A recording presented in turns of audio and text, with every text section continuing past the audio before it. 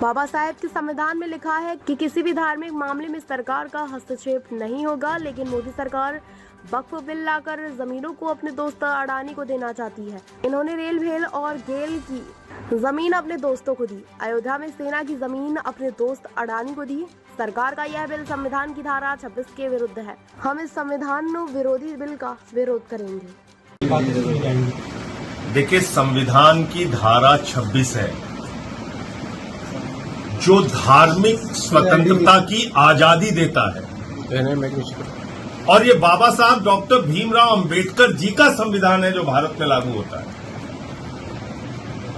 और उस संविधान में लिखा है कि धार्मिक संस्थाओं के प्रबंधन में कोई भी हस्तक्षेप सरकार का नहीं होगा।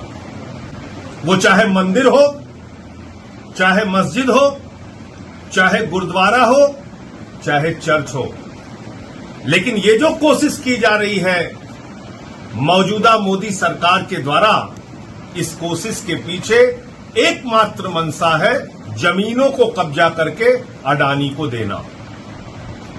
ये अपने दोस्त अडानी को जमीनें देने के लिए ये बिल लाया जा रहा है। इस बिल के पीछे मकसद है एकमात्र, अपने दोस्तों को पूरे देश में जमीनें वक्फ बोर्ड की कब्जा करो और दो। वक्फ बोर्ड की जमीनें कब्जा हो जाए तो गुरुद्वारे की जमीनें देश भर में कब्जा होंगी और दोस्तों को दी जाएंगी।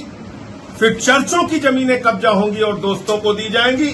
फिर मंदिरों की जमीनें कब्जा होंगी और दोस्तों को दी जाएंगी। और ये बात मैं पूरे प्रमाण के साथ कह रहा हूं। रेल की जमीन अपने दोस्तों को दी, सेल की जमीन अपने दोस्तों को दी। भारतीय सेना की 13,000 एकड़ जमीन अयोध्या में अपने दोस्त अडानी को दी। 3 काला कानून किसानों के खिलाफ लेके आए थे, उसमें भी मंशा थी। प्रधानमंत्री जी अपने दोस्तों को जमीनें देना चाहते थे। वो बिल किसानों और हम लोगों के विरोध की वजह से रोका गया, वरना आज देश भर के किसानों की जमीनों पर कब्जा हो जाता। दलितों की जमीनें कब्जा करके दोस्तों को देना है, आदिवासियों की जमीनें कब्जा करके दोस्तों को देना है। तो ये बिल गैर संवैधानिक है, संविधान की धारा 26 के विरुद्ध है, और कोई भी बिल संविधान के विरुद्ध नहीं आ सकता। विरोध करेंगे आप इसका? निश्चित रूप से विरोध करेंगे। अच्छा, एक विषय सर और निश्चित रूप से विरोध करेंगे। तू कौन, मैं खामखा? भाई, जिसमें सरकार के हस्तक्षेप का कोई मतलब नहीं है, आप उन धार्मिक कार्यों में, धार्मिक संस्थाओं में हस्तक्षेप कर रहे हैं। कल को आप मंदिरों की जमीनें कब्जा करेंगे, गुरुद्वारों की जमीनें आप कब्जा करेंगे, चर्चों की जमीनें कब्जा करेंगे।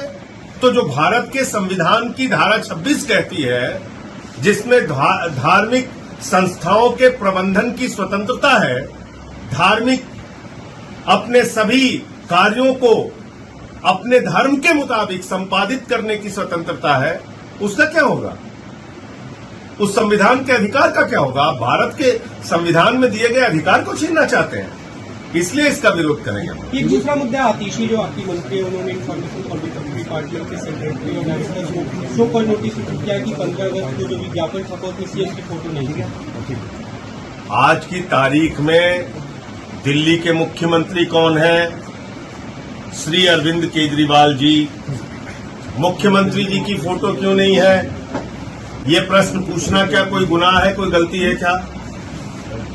तो ठीक किया आतिशी जी ने। आपके खिलाफ नॉन अवेलेबल वारंट जारी किया गया था, हाईकोर्ट में भी गए हैं। वो हाईकोर्ट से उस पे सरेंडर करने से स्टे दिया है और आज मामले की सुनवाई।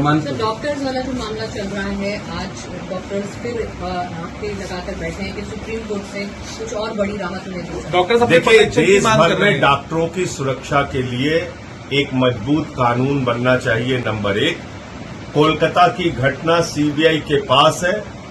वो घटना देश को शर्मसार करने वाली घटना है।